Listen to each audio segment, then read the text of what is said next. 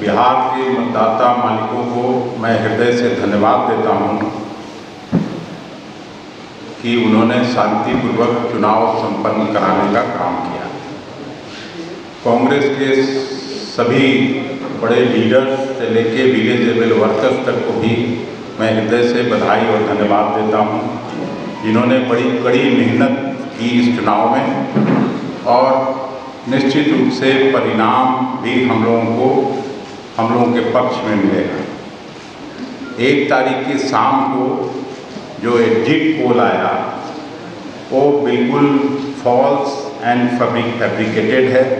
हम लोगों को जो नीचे से ग्राउंड रिपोर्ट है उसके आधार पर मैं आप सब मित्रों को इतना कहना चाहता हूं कि हम लोग अधिकांश सीटों पर महागठबंधन के उम्मीदवार जीतेंगे, चाहे वो खगड़िया की सीट हो, सीपीएम लड़ी है, चाहे काराकाट की सीट हो जो माले लड़ी है। उस तरह से राष्ट्रीय जनता दल 1 दर्जन से ज़्यादा सीटों पर है आगे। 6 से 7 सीट निश्चित रूप से कांग्रेस पार्टी जीत रही है, ये मैं कह सकता हूँ। इसलिए एग्जिट पोल का जो भ्रम फैलाया जा रहा है, रियल एग्जिट इस सरकार का होने जा रहा है। कल शाम तक आपको पता चलेगा कि गृह मंत्री जी का एग्जिट है, प्रधानमंत्री जी का एग्जिट है और उनके मंत्रिमंडल का एग्जिट होने जा रहा है। आपको मालूम है कि आदरणीय एआईसीसी के प्रेसिडेंट खड़गे साहब ने 1 तारीख को ही महागठबंधन के सभी महत्वपूर्ण लीडर्स को दिल्ली में अपने आवास पर बुलाया था और फीडबैक लिया था। और जो फीडबैक है उसमें 295 सीट महागठबंधन पूरे देश में जीतने जा रही है, ये खबर भी आई है। लेकिन एग्जिट पोल मैं आप लोगों को नहीं कह रहा हूँ, लेकिन जो मीडिया हाउसेज हैं वो निश्चित रूप से किसी न किसी के सरकार के प्रभाव में और उनके लिए काम कर रही है। इसलिए हम अपने आप के माध्यम से सभी राज्य भर में फैले हुए वर्कर्स को भी ये कहना चाहते हैं कि आप इस भ्रम जाल में नहीं आएँ और मजबूती से काउंटिंग बूथ तक अंतिम तक डटे रहें।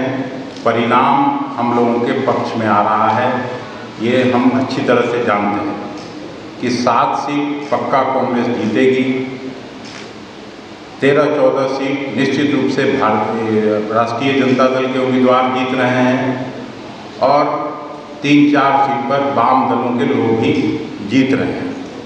तो ये कहाँ से इस तरह का एग्जिट पोल दिखाया जाता है, भ्रमजाल फैलाया जाता है। मुझे तो याद है मैं लोकसभा में चुनाव लड़ा था पहली बार 2004 में, उस समय भी इसी तरह का भ्रामक एग्जिट पोल आया था।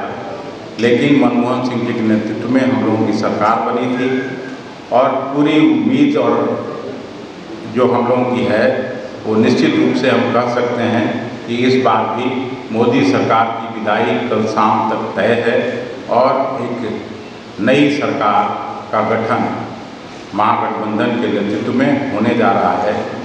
यही मैं आपको कहने के लिए यहाँ बुलाया था। आप सभी मित्रों को भी मैं हृदय से धन्यवाद देता हूँ। 125 दिन उनको फुर्सत से सरकार का एजेंडा तय करने में अब उनको उस भार से मुक्त कर देगी जनता। अच्छा, ये दिल्ली इलेक्शन कमीशन की प्रेस कॉन्फ्रेंस हुई है, उसमें सवाल पूछा गया विपक्षी पार्टियां आप ये आरोप लगा रही है कि आपने से विपक्ष के लोगों के पैसे पकड़े, गाड़ियां पकड़ी। इसको लेकर उन्होंने कहा है कि विपक्ष का एक फॉर्मेट हो गया, एक पैटर्न हो गया है आरोप लगाने का। इलेक्शन कमीशन पारदर्शी है और अपने काउंटिंग में भी उनके एजेंट मौजूद रहेंगे तो देखिए कि कैसे। तो जब तक कोई सवाल नहीं हो तो मैं भी इलेक्शन कमीशन पर कोई सवाल नहीं खड़ा कर रहा हूँ।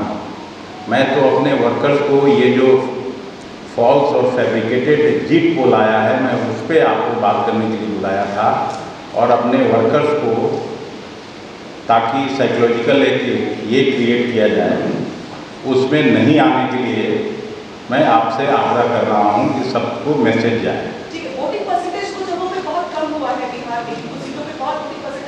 क्योंकि महंगाई और बेरोजगारी इतनी ज़्यादा हो गई पिछले 10 साल में कि लोग निराश हैं सरकार से, इसलिए नहीं निकल रहे हैं लोग घर से।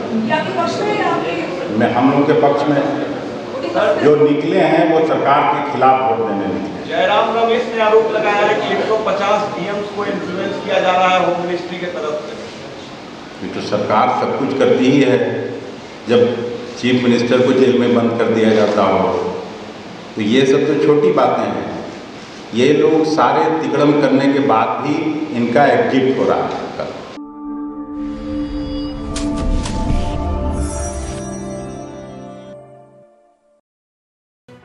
लेटेस्ट खबरों से जुड़े रहने के लिए हमारे चैनल नेशन भारत को सब्सक्राइब करें और बेल आइकन को दबाएं ताकि कोई खबर छूट न पाए।